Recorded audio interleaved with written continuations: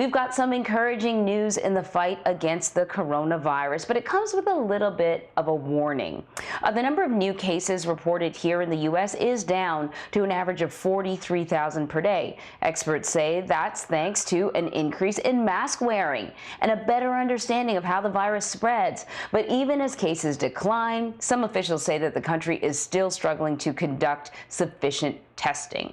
So we're taking a closer look at some of the major medical news and recent developments when it comes to the battle to end this pandemic. Dr. Neeta Ogden is an internal medicine specialist and immunologist in New Jersey and joins us now. So doctor, since a working vaccine won't be sort of widely available until perhaps next year is the earliest is what we're hearing, some experts suggest that we build testing into an American way of life, meaning testing everyone every day.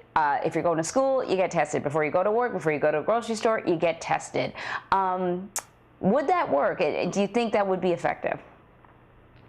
Well, good morning. And yes, I was really encouraged reading about how the private sector and these experts are talking about testing. But what it involves is really a revolution in the way we think about testing, a radical change. Right now, we're really attached to, for example, with the coronavirus, the PCR test, which, yes, is very sensitive, but it's flawed because, as we know, it's first of all become highly unavailable at times when we needed it the most.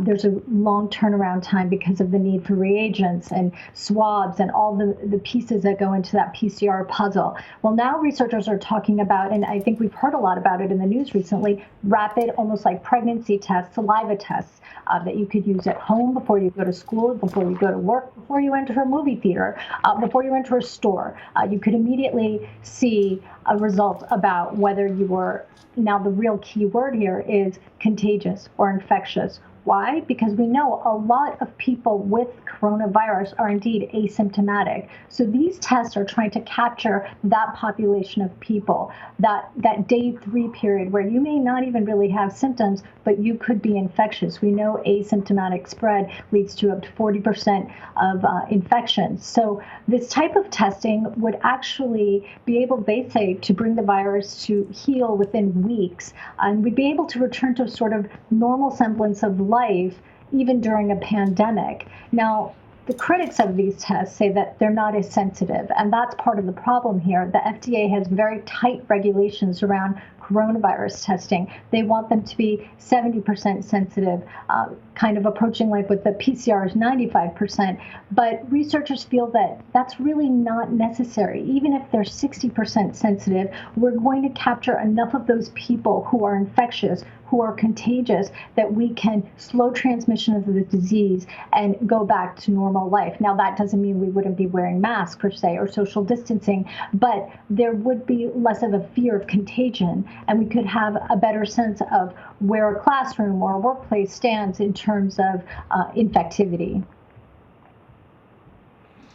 So these tests that give results in 15 minutes or less are already available. They aren't being used en masse. I guess the question is, why not? And would it really work, doctor, though, if I get tested before I go to the supermarket or before I go to work, but I'm asymptomatic, would the results show that I have coronavirus if I'm not displaying any symptoms, or if I just got infected like the day before?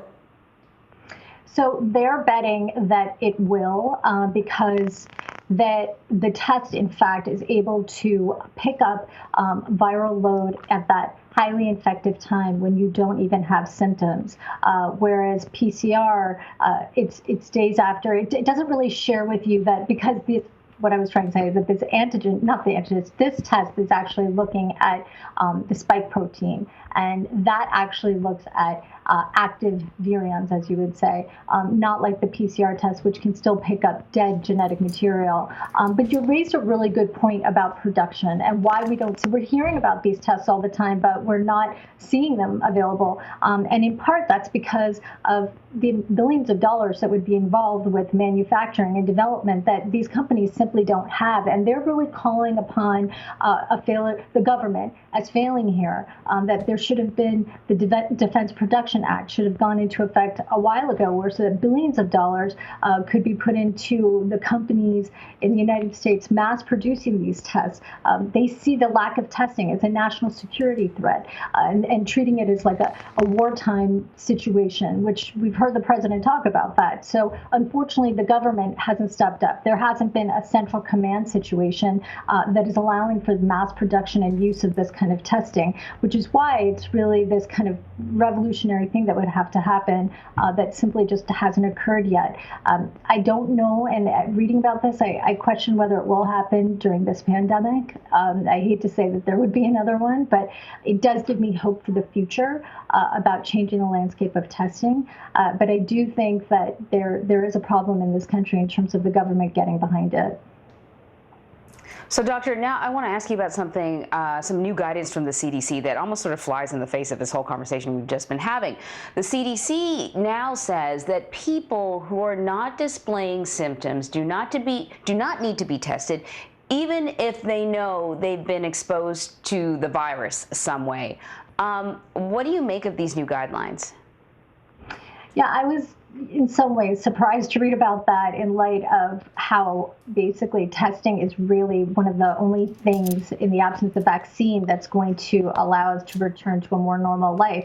I think it's because we have such shortage of testing, and they believe that people who don't show symptoms and have been exposed to the virus should basically go into isolation, quarantine themselves for 14 days, and that won't necessarily waste tests. That's the only reasoning I can think that they have behind this. If for some reason there's an emergency, that person needs to travel, I can't imagine that they shouldn't test. It's so important, especially if they were exposed to somebody with coronavirus. So I think this message they're sending out has something to do with test conservation, because we've seen where the lack of tests has gotten us in terms of when there are surges. So that's the only thing I could think of. I found it surprising myself.